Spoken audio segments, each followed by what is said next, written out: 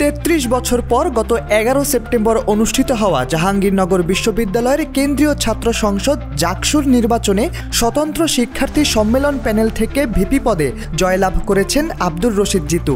তার নিকটতম প্রতিদ্বন্দ্বী ছাত্র শিবির সমর্থিত সমন্বিত শিক্ষার্থী জোটের প্রার্থী আরিফুল্লাহ আদিকে তিনি হারিয়েছেন ৯৪৭ ভোটে। জয়ের পরে তিনি জানান শিক্ষার্থীদের নিয়ে তার ভাবনার কথা।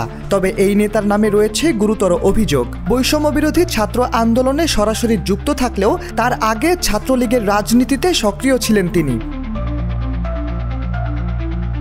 ভিপি পদে জয়ী হওয়ার পরপরই নানান আলোচনা, অনেকেরই প্রশ্ন নিষিদ্ধ ঘোষিত ছাত্রলীগের রাজনীতিতে যিনি একসময় সক্রিয় ছিলেন ৩৩ বছর পর জাবির ভিপি পদে তার গ্রহণযোগ্যতা কতটুকু, এছাড়া কিভাবেই বা তিনি ছাত্রলীগে যুক্ত থাকার পরও জুলাই আন্দোলনে একজন গুরুত্বপূর্ণ ব্যক্তি হয়ে উঠলেন।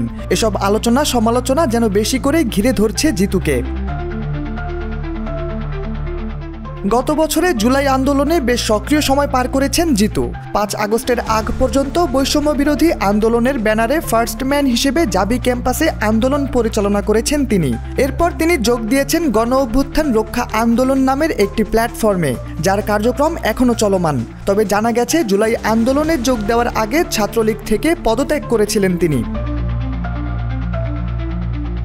জাবির ৪৭তম আবর্তনের শিক্ষার্থী আব্দুর রশিদ জিতু পড়াশোনা করছেন তুলনামূলক সাহিত্য ও সংস্কৃতি নিয়ে। জাকসুর প্রচারণার সময় তিনি ছাত্রলীগে সম্পৃক্ত থাকার বিষয়ে জানান।